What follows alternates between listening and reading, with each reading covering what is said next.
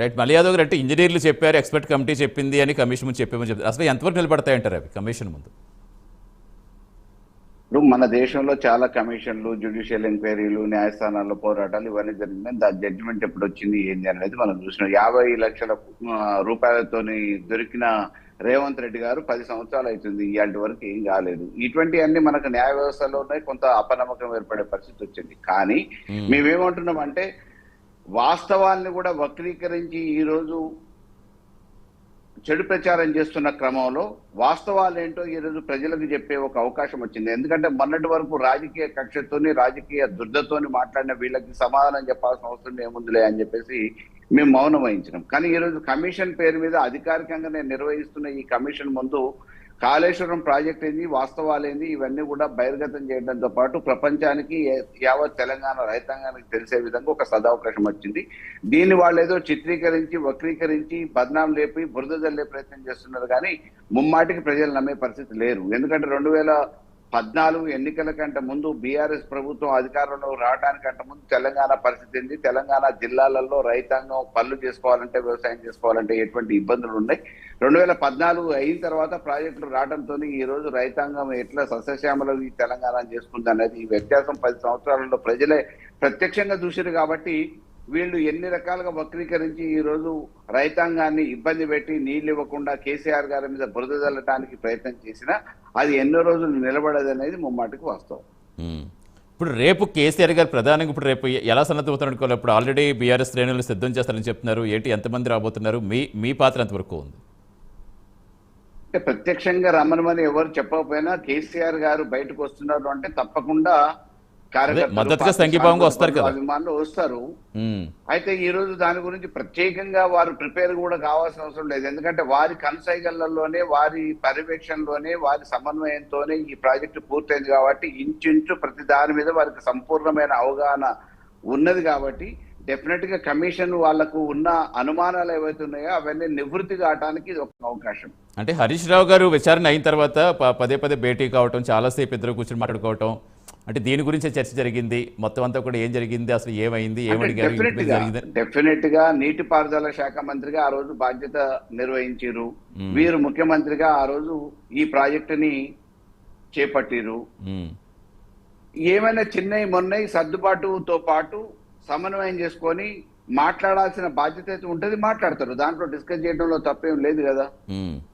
అంటే ముందు అధికారులతోటే ఇది ఆగిపోతుందేమో కమిషన్ విచారణ అనుకున్నారు. తర్వాత అప్పుడు పొలిటీషియన్స్కి ఇచ్చామని చెప్పినా తర్వాత మళ్ళీ డ్యూటర్ని తీసుకున్నారని చెప్పారు, మళ్ళీ ప్రారంభించారు. అంటే ఏంటి, అసలు ఏం జరిగింది అనుకుంటున్నారు మీరు? వాళ్ళ ఉద్దేశమే కేసీఆర్ గారిని ఇబ్బంది పెట్టాలని, రాజకీయంగా ఇంకెక్కడ ఇబ్బంది పెట్టలేక ఇటువంటి విధాన నిర్ణయాల మీద ఇటువంటి కక్ష సాధింపు చర్యలకు పాల్పడాలని ఒక లక్ష్యంతో చేస్తున్నారు. కాబట్టి డెఫినెట్ గా ఇంజనీర్లను, ఇంకొకళ్ళను నామినల్ గా ఒక ప్రొసీజర్ ని ఫాలో అవుతున్నామని చెప్పడానికి ఉపయోగపడేది. కానీ కేసీఆర్ గారిని టార్గెట్ గా లక్ష్యంగా చేసుకొని ఈ కమిషన్ ఏర్పాటు చేశారు. ఆ రోజు అధికారంలో ఉన్న బీజేపీ అన్ని రకాలుగా సహకరించి, కీర్తించి, గడ్కరీ గారు లాంటి వాళ్ళు వచ్చేసి మాట్లాడి ఈ ప్రాజెక్టు చాలా మంచిది, హైదరాబాద్ నగర ప్రజల దహార్తిని కూడా తీరుస్తుందని చెప్పిన కేంద్ర ప్రభుత్వం అధికారుల బృందం, అధికారులు, పాలకులు ఈ రోజు మామూలుగా కాంగ్రెస్ కు ఒత్తాసు పలికి కమిషన్లు ఏర్పాటు చేసే విషయంలో కానీ, మిగతా విషయాలలో కానీ ఈ రోజు బద్నాం చేసే ప్రయత్నంలో వాళ్లకు కొమ్ము కాస్తున్నారంటే ఇది దురదృష్టకర వాస్తవం.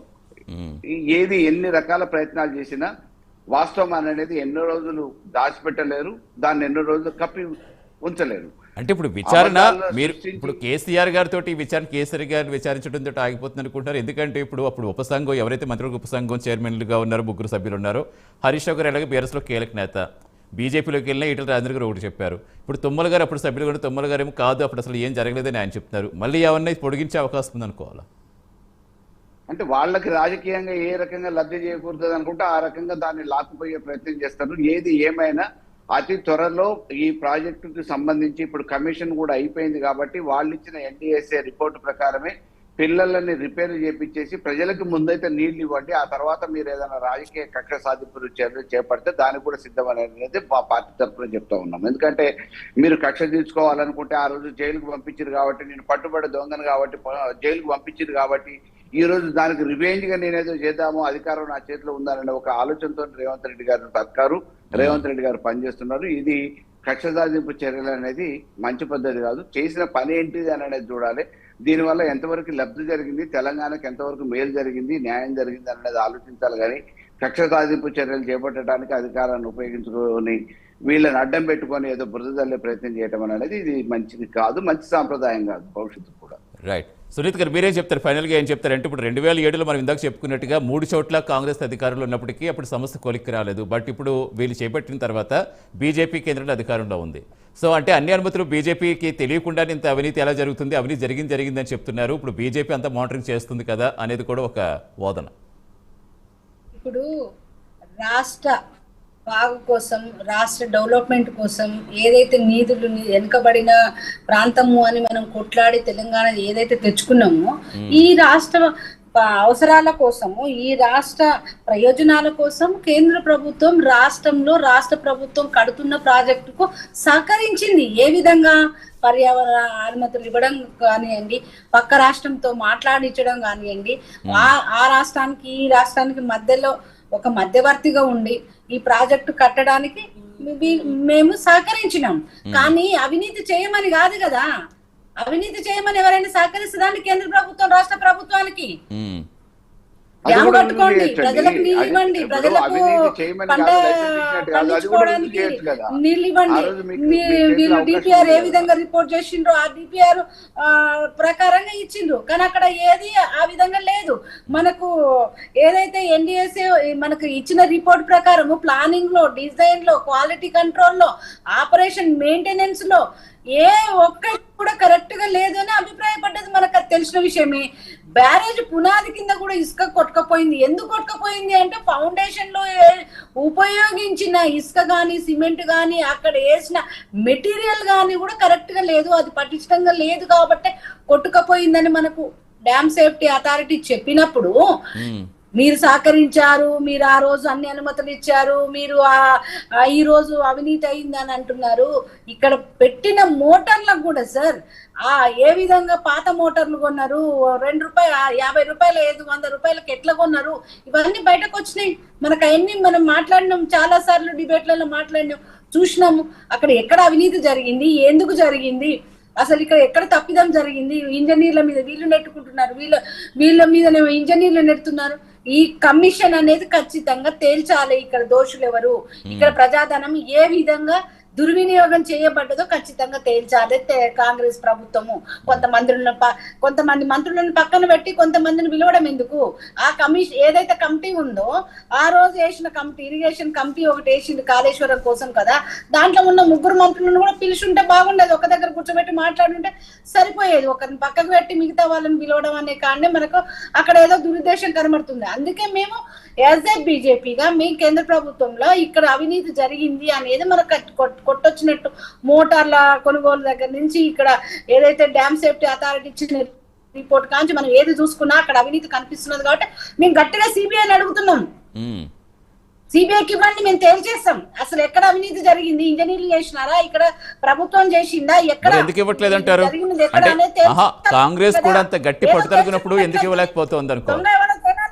సునీత్ గారు కనపడతలేదు. మొత్తం ఎట్లా అంటే ఏదో రకంగా మనము ఈ అడ్డం పెట్టుకొని పబ్బం కట్టుకోవాలనే పరిస్థితి ఇక్కడ కాంగ్రెస్ పార్టీ చేస్తున్నది తప్ప ఇక్కడ ఎక్కడ చిత్తశుద్ధి కనబడతలేదు. అక్కడ అవినీతి ఏడు జరిగిందని తీయాలనే చిత్తశుద్ధి వాళ్ళకి లేనే లేదు. ఉంటే అందరికీ రావాలి కదా, సమన్స్ అందరికి రావాలి, అందరిని అడగాలి, దోషులను తేల్చాలి. ఇవన్నీ డ్రామాలు ఆడుతున్నారు రెండు పార్టీలు. నేను ఏడ్చినట్టు చేస్తున్నారు తప్ప ఎక్కడ చిత్తశుద్ధి లేదు. ఇది ప్రజాధనం దుర్వినియోగం ఏ విధంగా అయిందో తేల్చే పరిస్థితి అయితే కనిపిస్తలేదు సార్. మేము గట్టిగా డిమాండ్ చేసేది ఏంటంటే సిబిఐకి ఇవ్వండి. ఒకటే సతీష్ గారు, నా ఉద్దేశం ఏంటంటే ప్రజాధనం ఎక్కడ దుర్వినియోగం దాన్ని పట్టుకోవాల్సిందే, దోషులు శిక్షించాల్సిందే, దానిలో అనుమానం ఏం లేదు. కాకపోతే కొండనే వేడుక పెట్టే బదులు ఇప్పుడు ఏదైతే ఇంకా 2 నెలల కమిషన్, ఇప్పుడు ఇంకా 15 రోజులు టైం ఉన్నది. ఇంకా యాక్చువల్గా 10వ తారీఖున ఉన్నాం కనుక 2 నెలలు పొడిగించారు. మన May 31 బదులు 2 నెలలు పొడిగించారు కనుక మిగతా ఎవరిని పిలుస్తారో పిలవండి, పిలిచేసి వెంటనే తేలిస్తేనే బెస్ట్. ఈ రాజకీయ వివాదం ప్రధాన కారణం మైండ్ గేమ్ రాజకీయాలు, డైవర్షన్ పాలిటిక్స్. 6 గ్యారంటీలు తప్పించుకోవడానికి ఇదంతా ప్రజలను మభ్యపెట్టడం తప్ప ఇంకోటి ఏం లేదు. అంటే డైవర్షన్ పాలిటిక్స్ లో ఏమైందంటే అసలు సమస్యలు పక్కన పోతాయి. కనుక ప్రజలకు కూడా అవినీతి పెద్దగా పట్టించుకుంటలేరు సతీష్ గారు. పరిపాలన సరిగ్గా జరగాలని కోరుకుంటున్నారు, మాకు హామీలు ఇచ్చిన ఏందో నెరవేర్చాలని కోరుకుంటారు. రైతులు బాధపడుతున్నారు, Yes. రైతు Definitely గా చూద్దాం. రేపు పొద్దున కాళేశ్వరం కమిషన్ ముందుకు 13 హామీలు ఏవైతున్నాయో అవి ఇచ్చే పరిస్థితి చేసుకుంటే బాగుంటది. ఇక్కడ పంచాయతీ ఎన్నికలు వస్తున్నాయి, ఇవి వస్తున్నాయి. రాజకీయ దుమారంగా కాకుండా వీలైన తొందరనే పీసీ ఘోష్ కమిషన్ రిపోర్ట్ ఇస్తుందని ఆశిస్తున్నాం. ఇచ్చినప్పుడు తెలుస్తుంది, దోషులు ఎవరుంటే వాళ్ళు శిక్షించాల్సింది తప్పదు. డెఫినెట్ గా అంటే కేసీఆర్ స్వయంగా ఇక్కడ హాజరు అసలు ఇక్కడ సార్ అవుతారు. ఇంజనీర్లందరినీ అంతకంటే కూడా చెప్పేది ఏం లేదు. వాళ్ళు హరీష్ రావు గారు 150 చెప్పింది దాదాపు రికార్డెడ్ ఇచ్చింది. ఇంజనీర్లని అంతకంటే కొత్తగా కమిషన్ చెప్పేది వాళ్ళు ఏం లేదు. ఎంక్వైరీ ముఖ్యమంత్రిగా చేస్తున్నారని తెలుస్తుంది. ఆయన ఇక్కడ విషయాన్ని మనకు చెప్తారు. అంటే ఇప్పటికే మీడియా ద్వారా ఆల్రెడీ కానీ సెటిల్ పేపర్ అయిపోయింది. ద్వారా కానీ అట్లా అంటే చెప్పిన దాన్ని ఈటల ఏంటంటే రాజేంద్ర గారు వేరే పార్టీ ఇది సమిష్టి బాధ్యత అని చెప్పిందా లేకుంటే వేరే పెద్దవాళ్ళు చెప్పిందా? Right and yes. ఒక్కరే అనేది ఇదే పాట చెప్తున్నారు. పడుతున్నారు. అందుకని డెఫినెట్ గా స్వయంగా కేసీఆర్ హాజరు కాకపోతే కూడా అసలు ఏం జరుగుతుందో కేసీఆర్ ఏం రిపోర్ట్ చేయబోతున్నారు, కమిషన్ ఏ ప్రశ్నలు అడుగుతోంది, అసలు చాలా ఇంట్రెస్టింగ్ ఫ్యాక్టర్ గా మాత్రం మారింది. రేపు ఉదయం 11 గంటలకి స్వయంగా కేసీఆర్ హాజరు కాబోతున్నారు. ఆదరగా గిన్నిస్ రికార్డ్ బుక్ల కోసం, డిస్కవరీ ఛానల్స్ కోసం, ఇది గొప్ప పేరు తెచ్చుకోవడం కోసం కూడా ఇది చాలా ఫాస్ట్ గా చేసిన సందర్భం కూడా మనకు కనపడుతుంది సార్. అంతా దీంట్లో ఖచ్చితంగా డెఫినెట్ గా ఇప్పుడు corruption కమిషన్ ఉందని కూడా నమ్ముతున్నాం సార్. స్పీడప్ చేస్తే ఖచ్చితంగా దానికి క్లారిటీ వస్తే అందరికీ మంచిదే కదా. Yes, thank you Mallaiah Yadav గారు, థ్యాంక్ యూ సునీత గారు, థ్యాంక్ యూ రామ్మోహన్ గారు డిబేట్లో పాల్గొన్నందుకు.